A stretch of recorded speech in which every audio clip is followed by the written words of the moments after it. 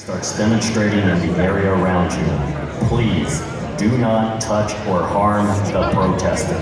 This is a peaceful rally. In order to notify the law enforcement officers of the location of the protester, please hold a rally sign over your head and start chanting, Trump, Trump, Trump. Ask the people around you to do likewise until the officer removes the protester. Thank you for helping us make America great again.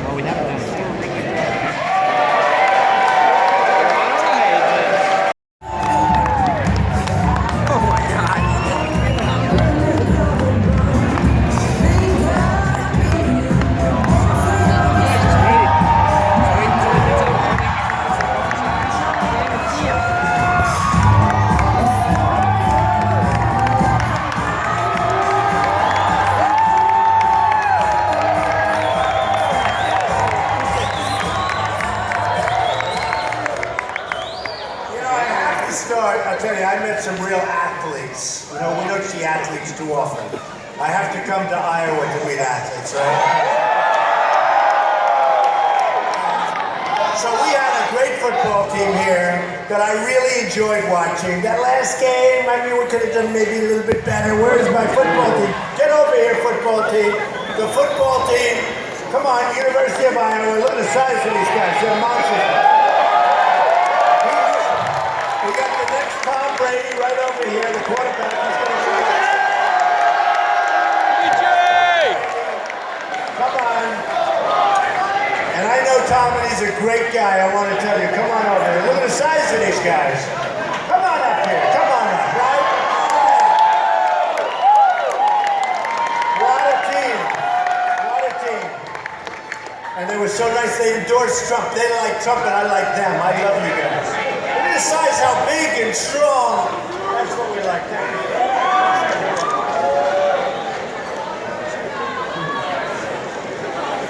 Watch the hand. Watch the hand.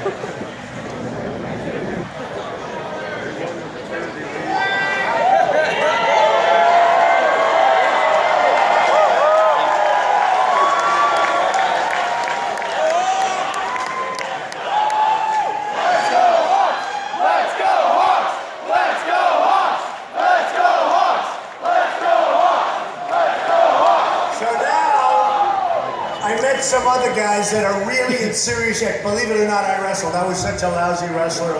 But you have an undefeated team. So get the wrestlers up here. Come on, fellas. These guys, I'm not messing with them. I said to a couple of them, they weigh half my weight. I said, do you think I could take them? The other guy said, no, sir, I'm sorry. Look at these guys. Undefeated team, University of Iowa.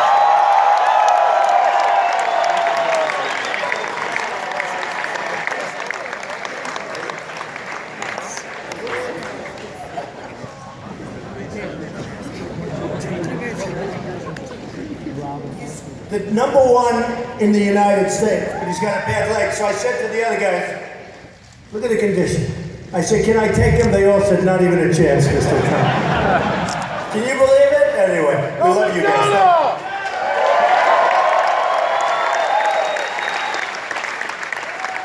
Keep going. Bring home the championship, right? Bring it home. They are in some condition, I'll tell you. I know how hard the wrestling stuff is. So it's been amazing. It's been an amazing period of time. Started on June 16th, and I'm coming down the escalator. You remember, coming down the escalator. It's hard. It's like, you know what these guys do. It takes guts. You run for president. It takes guts. I don't do this. I create jobs. I do buildings. I do businesses. All of a sudden. But I saw what was happening to our country. When you look at the Iran deal, we give them $150 billion and they put guns to our sailors' heads. Not going to happen anymore. Not going to happen anymore. So I looked and I watched and I saw and I love this country and I love my business. We built this great business. I have a wonderful family. This is tough stuff. I mean, coming around and doing this, and as much as I love you people, I could be someplace else. I'd be very happy. I could be very used to it. But we have to do something. We have this incredible country, and it's run by incompetent people that truly don't know what they're doing. You look at, as an example, you look at our trade deals with China. We lose hundreds of billions of dollars a year. Look at these deals. We have people that are political hacks dealing with these smart, tough, hardened people from China that are trained from the time they're 3 years old how to negotiate, how to deal, how to wheel. And we have hacks. We have hacks. And it's not going to happen anymore. We have guys that give campaign contributions to politicians, and that's how they get their jobs. I'm self-funding. I'm putting up my money. I'm putting up my money. I'm not taking money from...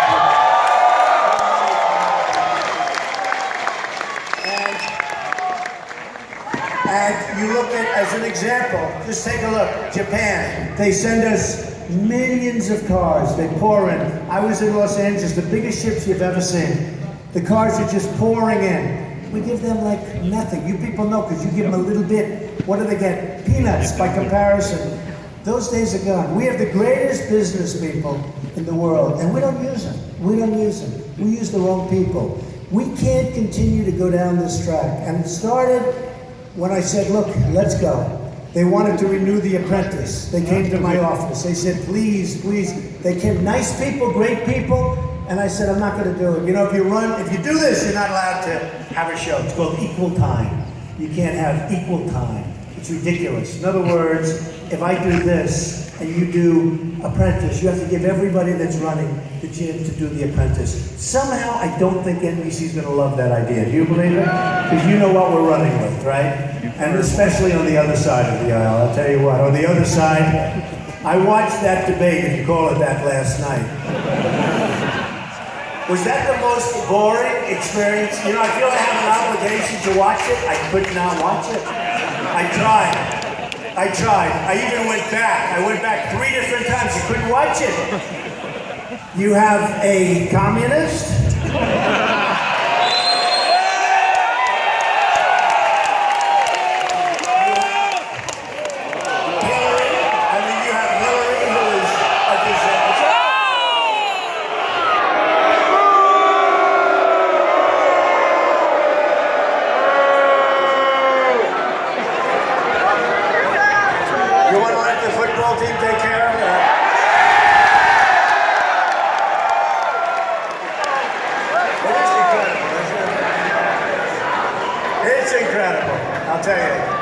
It is so incredible. That's all right. You know, when I'm rough with somebody like that, what I do like is the cameras turn. The only way you know the story, they don't turn.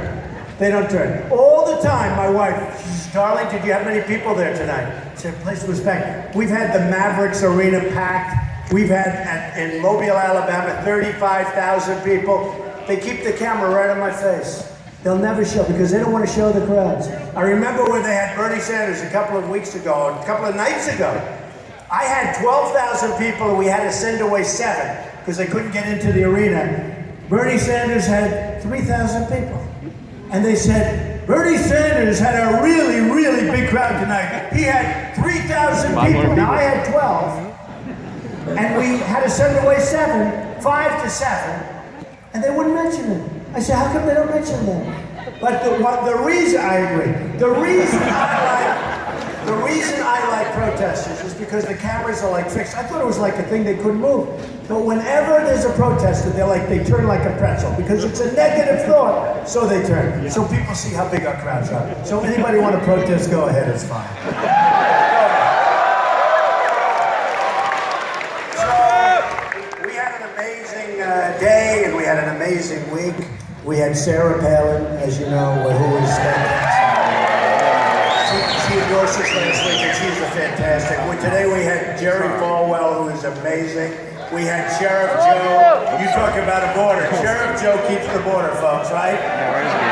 He keeps the border. And look, we have to do things in our country, and we're going to do them right. I came to Iowa. Your governor was saying about a certain person that I'm campaigning against, who I think is number 2, but he's like a nervous wreck. He's dropping like a rock in the ratings. He's dropping like a rock in the polls. I love the polls. To me, a poll, I think I made polls famous. because we're number one in so many, we're number one in every poll. It's almost embarrassing, but let's keep it going. No, Ted Cruz, you know, the Canadian, he was a Canadian. So Ted is not happy because the polls just came out. And here's what it is, folks, and this is so important because I love Iowa. I've been here, I'm going to be here. I stayed at your Holiday Express the other night. Everybody was surprised. It was actually very nice. It was very, very nice. The bed was good. I asked the two things, give me a good bed and let it be clean. I had a good bed and it was clean. We were happy, right, folks? But Iowa, like your football team, like your wrestling, Iowa needs a win. 16 years you haven't picked a winner. For 16 years, you haven't picked a winner. Now, you're going to pick a winner. It's going to be Trump. I hope.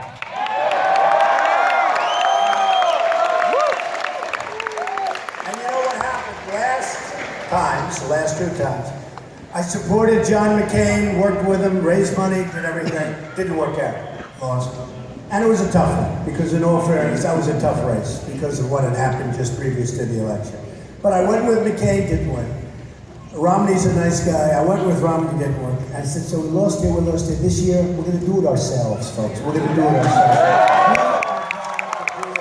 We're going to do it ourselves, and it's going to be something that's going to be special, okay? It's going to be special. Now, here's what just came out. Fox News, right? Wonderful, wonderful place. Fox News. Wonderful. Trump, this is in Iowa. Trump 34%, Cruz 23, Rubio 12. So we have a nice lead. Another Iowa. Trump 39, Cruz much lower, and Rubio much lower, and Carson much lower. Florida, big state, great state. Trump 48. He's a new. Cruz 16, Rubio 11. Arizona, Trump 38 to 15. To 11. Listen to this one, Zogby. Very good poll, highly respected. Trump 45. Remember when I used to have the numbers? They said, well, that's a plateau. I started, remember? He knows, his kid shouts out, plateau. These guys, the most dishonest people in the world, just about. No, 25% of them are actually good. But maybe not 25, maybe a little bit less. But I will tell you, you've heard that before, the plateaus, right? It's always the plateau. So what happens is, I started off, you start off like with nothing, then you go up to 4, and then you go to 6. My wife said, if you run, you're going to win. But you actually have to announce. And I said, I don't want to really announce unless I know I'm going to win. I hate to do that. I want to know. Yeah, I know, go for it. But eventually I said, I have to do it. Because the pollsters were putting my name in, and nobody believed I was going to run. They all put the name. They said, Donald Trump is going to run. Who the hell is that, a protester? Sounds like Who the hell is that, a protester? Trump.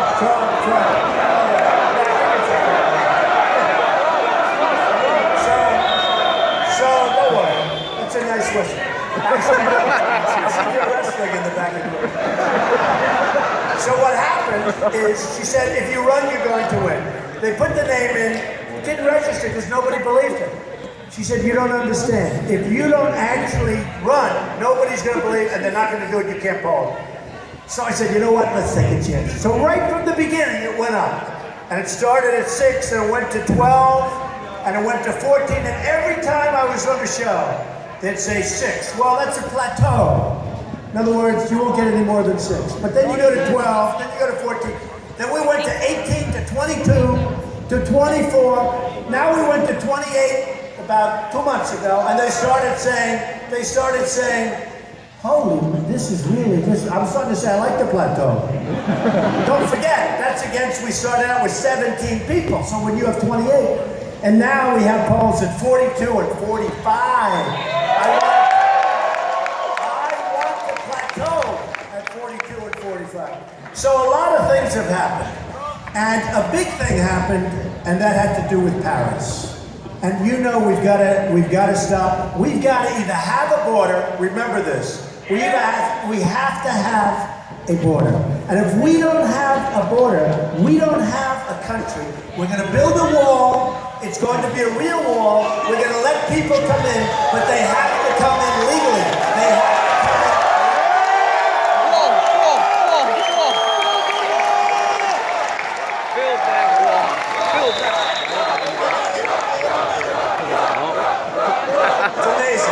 You know, whenever I want to knock out a protester, I just talk about the wall. The place goes crazy. Nobody ever hears the protest. But it's true. And you know, the people I'm with on the stage, sometimes on the stage, the people that I'm with on the stage, they talk about a wall. They say, what do you mean? Because you know who is going to pay for the wall. Who's going to pay?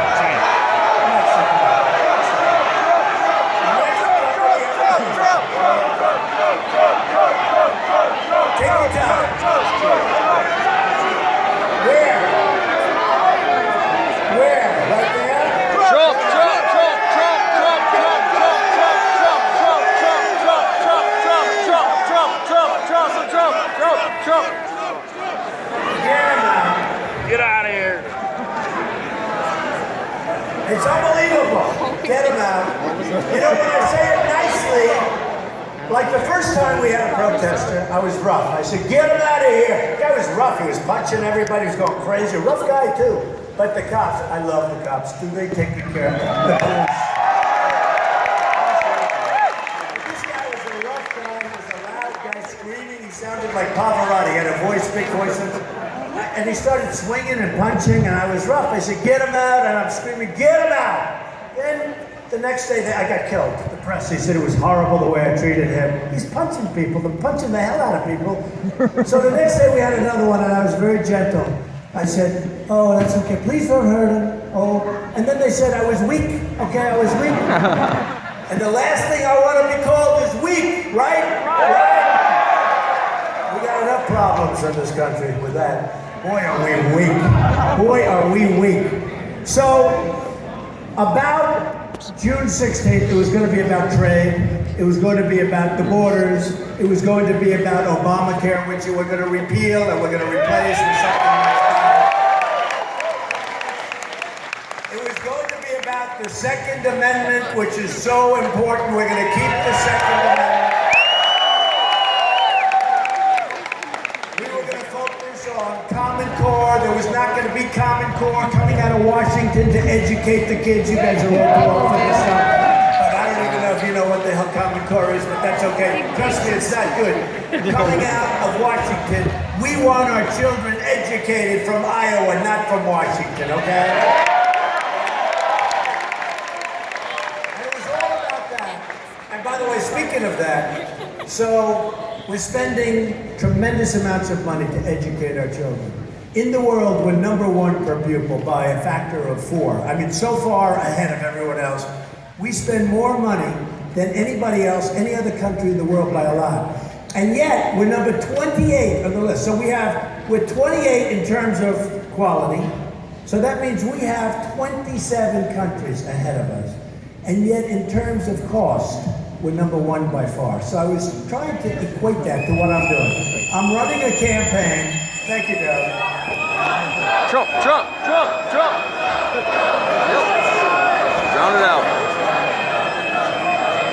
I don't think that's a University of Iowa student, do you?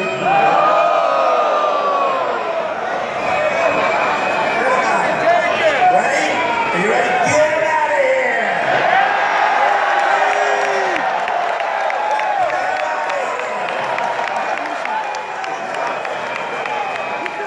These people, what are they doing? You know, we're all in the same boat. We want to have a strong military. We want to take care of our veterans. What the hell are they doing? You know, we all want the same thing. Probably, unless they're just troublemakers, which they are. Get the hell out of here. You know, it's like, what are they doing? It's really protest just for the sake of protesting, really. You know, if you think about it, whether you're conservative or liberal or Republican, we want to have a strong military. We want to have a country.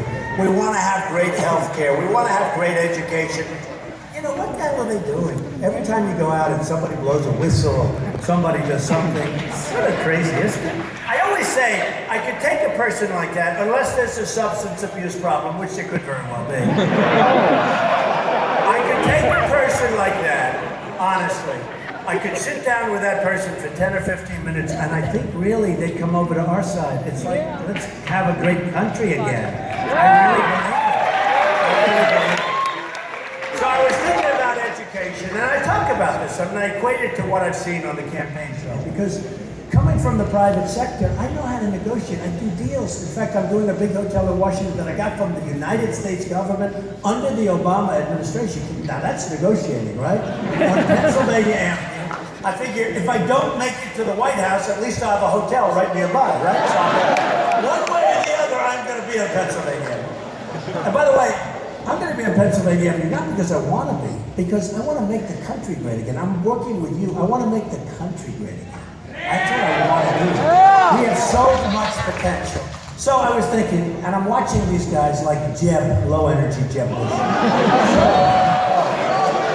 You fall asleep looking at it. No, you really do. So, and I wouldn't normally be upset, but you know what?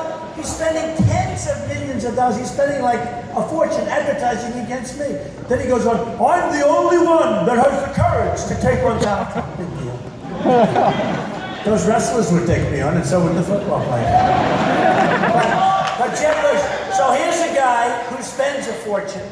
He's up to $100 million. Wouldn't it be nice if we could give that money to the wounded warriors instead of this?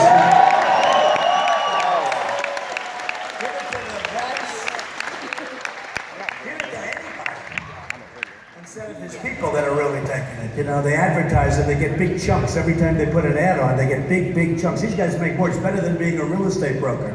But here's what's true. So Jeb has spent over $100 million on a campaign. And he's down here in the toilet, okay? He's down here.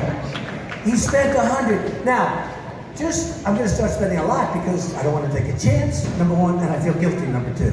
But I spent almost nothing. And I'm number one by a lot. No, forget that. Wouldn't it be nice if our country could do that? So that instead of spending the most per pupil and having terrible results, we spent less per pupil or even the least, and we have great results. That's what's happening. So when you look at what we've done, and I've seen so much and I've learned so much, my whole life I've dealt with politicians. They're all talk, no action. It's never going to get done. You're not going to be taken to the promised land, believe me. It's just more talk. They're all controlled by their special interests, by their donors. They're all controlled by that. And believe me, I tell the story about Ford, and I tell the story. Nabisco is now moving its big plant from Chicago to Mexico. So what does that mean? No more Oreos, right? A $2.5 billion plant in Mexico. Another plant was going to be built in the great state of Tennessee, and all of a sudden, at the last moment, they decided to move to Mexico. Mexico is like the new China. Mexico, what they're doing to us on the border and with business and trade, it's unbelievable. And the problem we have is we know it's no good. Anybody knows it's no good. You don't have to go to the Wharton School of Finance. You don't have to go to Harvard. You don't have to go to Iowa, which, frankly, tonight I like much better. University of Iowa. Tonight it's my favorite school. I do. Tonight it's my favorite school. But honestly, you don't have to go. All you have to know is it's no good. They're building this plant. They're going to build cars, trucks, and parts. They're going to sell them all over, but they're going to sell them to the United States. No tax, no nothing. They come right across the border. You'll have illegals driving the cars right across the border because they save a lot of money. Nobody's going to stop them. Who's going to stop them? Under Obama, nobody stops them. So what happens is they're building a plant. Now, Hillary knows it's no good. Hillary, this is a beauty. Hillary knows it's no good. When she says it's no good, if she's president, she's going to be called by a lobbyist that has total control over it. She's going to be controlled, and believe me, and I mean control. She's going to be called by a special interest, a donor. She's going to be called by these people. And they're going to say, you can't do this. These people gave you $5 million in your campaign. You can't do this. Now, a guy like Jeb Bush or any of these guys, they're all controlled by the people that gave them the money, okay? So when it comes time for them to call Ford, say, we don't want that deal. That deal's no good for us. We want those plants built in Michigan or wherever, but just as long as they're in the United States, right? I mean, that's the way I look at it. So we want those plants built in the United States. So when I do it, it's different. I say, folks, you can't do it. Now, I'll be called by the lobbyists. I know half of them. I know so many lobbyists. I used to use them. Now, now I'm a politician. Oh, yeah, I can't believe it. I'm calling myself a politician. But when they come to me, I say, forget it. And if you're going to do that, we're going to charge you a 35% tax to bring those cars across. And nobody's going to talk me out of it. Nobody is going to talk me out of it. So when the lobbyist calls me, and they say Donald if they know me, or they say Mr. President, or whatever the hell they want to call me, I'm going to tell them very simply. It's a very simple thing. I'm not going to do it. I'm not going to do it. And when the head of Ford calls me to make one final plea, I'm not interested. They will call back within 24 to 48 hours saying, Mr. President, we've decided to build our plant in the United States. That's what's going to happen. You're going to have an American flex. So, a couple of other things. Look, we talk too much with our military, with everything. We are going to build our military so big and so strong and so powerful, nobody's going to mess with us. And you know what's going to happen? It's the cheapest thing we can do. We'll never have to use it. That is a good one. Oh, these people. These people.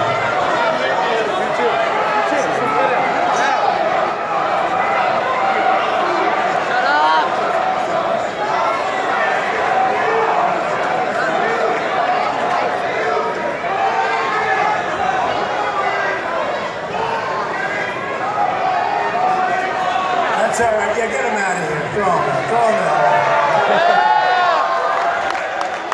It's unbelievable, right? And it's always like a little group. Hello, man. This guy's been to so many of my things. No, behind you. Bye-bye, guy. It's like one person here, one person there. But look at those cameras. Look at the way they spin those cameras. Isn't that beautiful?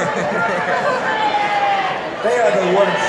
Look at the way they spin those cameras. I love you too, man.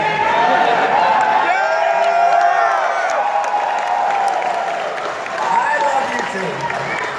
I love this country. I'll tell you why. The thing that I've learned about this country is how smart the people are. They get it. They get it. They really are. They're smart. They're incredible. They want to see great things happen. They don't want to see us taken to the cleaners. You talk about that deal. I can't get over the deal. The Iran deal, I can't get over it. I understand China's outdealt us for decades. And I understand it. I understand everything. I just don't understand how we could have made a deal where we're giving somebody that's a terror nation $150 billion. We're getting nothing. We're getting nothing for that deal, except you're going to have nuclear proliferation. Worst thing that could ever happen as far as Israel's concerned. Everybody in that deal, there is not a damn thing that's good in that deal. I don't understand how it's even possible to be made. Why didn't we walk? We don't get our prisoners back, and now we're getting our prisoners after we pay $150 billion. And you know what that's going to lead to? That's going to lead to more and more and more hostages all over the place. I would say, by the way, don't go to the Middle East, okay? Don't go. It's going to lead to more, and it's already happening. It happened in Iraq 2 days ago. It's already happening. It's going to lead to more and more when they see that. And then what happens? They're getting the money in 2 days, and we have 10 young sailors. And as a show of total disrespect, they take guns, put them to their heads, they put them in a begging position with their hands up, and they give them back after a day and a half. And you know why they gave them back? Because they wanted the $150 billion. They've got no respect for our country. They have no respect for our leadership, and it's an absolute disgrace. So here's what's going to happen. I'm going to run. It's going to be so important that you go out and caucus on February 1st. You got to do it. You got to do it. We're going to turn this country around so fast. And you know what? If we have another 4 years of the Obama mentality, the Hillary Clinton stuff, I mean, she should be going to jail. I don't know what the hell's going on.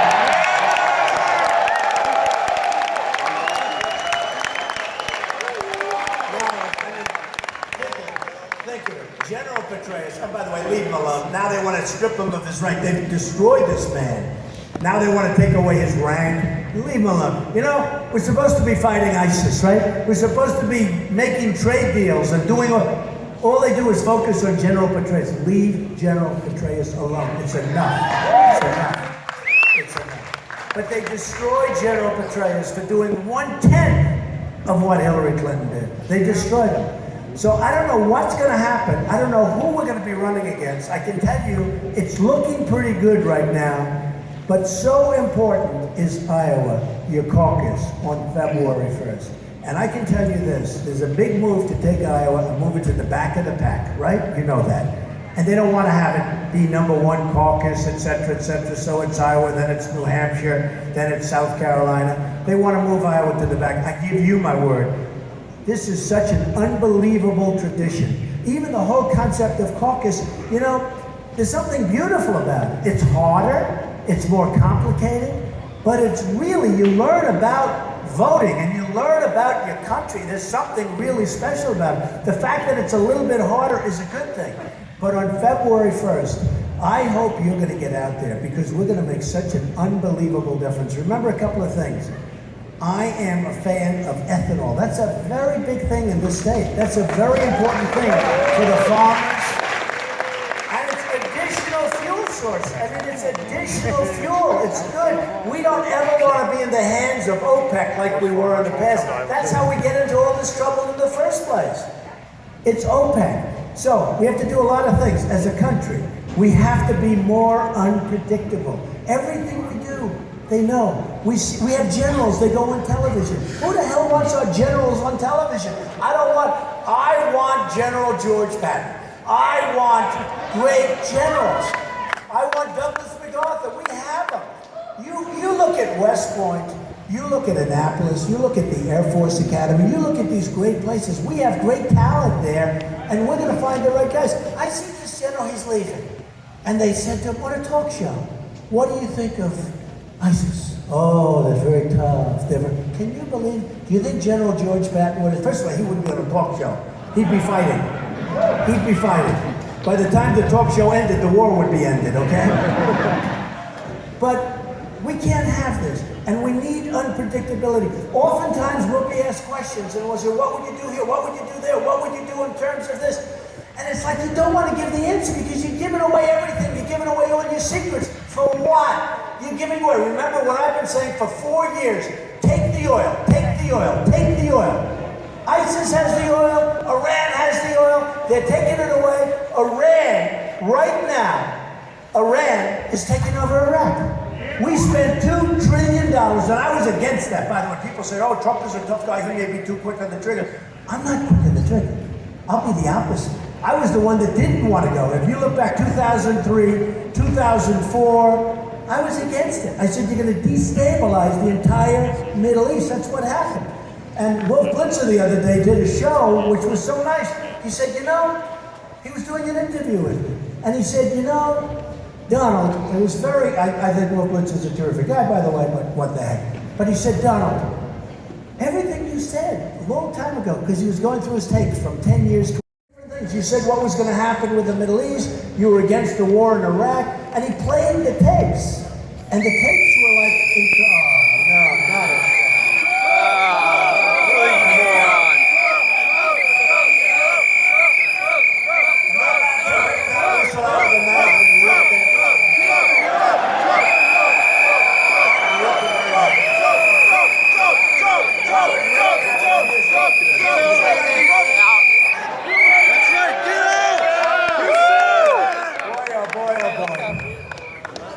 Give me your hat. Maybe we should bring up nice enough. We had a little debate with him. Hey, man. Woo!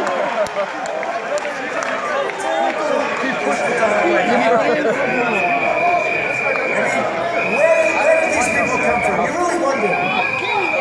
Hey, security, get the hell out of here. Security's not quite as tough as sheriff shows. They were dedicated, bro. Get them out of here. Isn't it incredible? What's the purpose? What's the purpose? So, we're going to hopefully have have a victory. I'll tell you what's happened. We picked up 11 points this week. 11, that's a lot of points. Fake foam hat. And all of my people and all of the experts say, Mr. Trump, don't say you want to win, just say you want to do well. Because that way you can't lose. I can't do that. I want to win Iowa. Because if we win Iowa, we're going to win New Hampshire, we're going to win South Carolina, we're going to run the table. We may be the first one every single state. Iowa is so important. So, are you ready? I love you all. February 1st, you've got to get out.